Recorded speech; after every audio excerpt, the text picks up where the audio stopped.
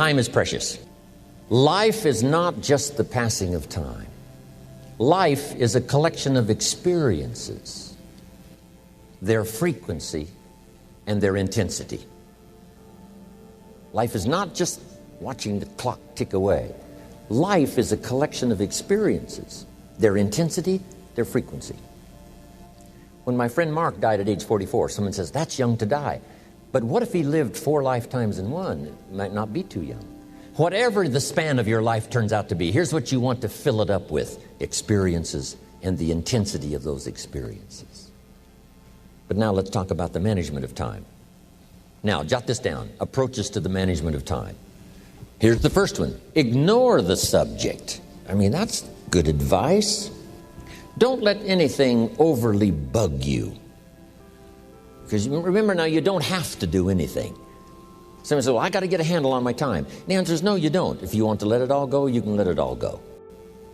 I mean, this is good advice. Somebody says, you ought, you ought, you ought. Jot this down. Ignore all the you oughts or you should. Only if they're giving general information. We should. It's better to say, if you're teaching, we should. Not you should, we should. Then you let me listen in without it being too confrontational. If everyone did this, see, that'd be great. And then you give a person a chance to choose to do it or not to do it. But when you start the you ought, now see, if I don't, now see, we got some tension and maybe some problems. So you oughts seem to always create problems. Because this is personal dignity. And you don't want to destroy someone's dignity by doing all the oughts and then they feel reluctant to do it. Now we've got problems. Now here's the next one. Step down to something easier. The guy's in sales and he says, oh, I want to own the company. Finally owns the company. Now he's got no time to play golf. He said, when I was in sales, I was making big money playing golf 3 days a week. Heck with this owning something. Heck with managing. My life was never my own after I started to manage. I'm going back to sales. See, this is the key. If you're getting too pressed, you might consider stepping down to something with a little easier time pressure. Little girl says to her mother, Daddy comes home, brings his briefcase and pats me on the head and says hello, disappears and works on his papers. How come my daddy doesn't play with me? And her mother said, look, your daddy loves you very much, but he's so busy at work, he can't get it all done, he has to bring it home. He loves you, but that's why he can't play with you. And the little girl said, why don't they just put him in a slower group?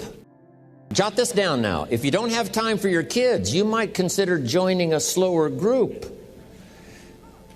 Next key to time management, and that's work longer and harder. But see, there's a limit to that.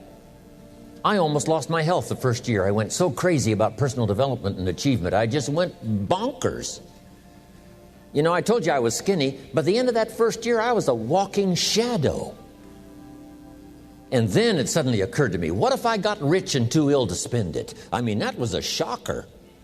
So I started developing a little more reasonable, because I said, if 12 hours won't do it, I'll work 14. If that won't do it, I'll work 18. I mean, how many hours it takes. And sure enough, it cost me too much. So see, working longer and harder for some might be appropriate. You know, if you're just sitting around not doing that much, this might be good, work longer and harder. But you can only work so hard. Here's the key, not to work harder, but smarter. When you've worked as hard as you can, doing the best you can in terms of physical output in the time, reasonable time. Now here's the ultimate in the management of time, and that is you simply become more skillful. When I first got into sales, you know, I was around people that could get, 9 out of 10, 8 out of 10. And when I first started, I could only get 1 out of 10. But here's what I did. I worked around the clock, so that I would make up in numbers what I lacked in skill. That's good in sales. You got to jot that down. When you're new, you make up in numbers what you lack in skill. Now, when you become more skillful, the numbers can go down because now your persuasive ability and all of that is now so high that you don't need to put as many numbers out. But at first, if you want to compete or if you want to really get good, you've got to put in the numbers. But if you get more from yourself, develop more of yourself, now the time management becomes an easier task.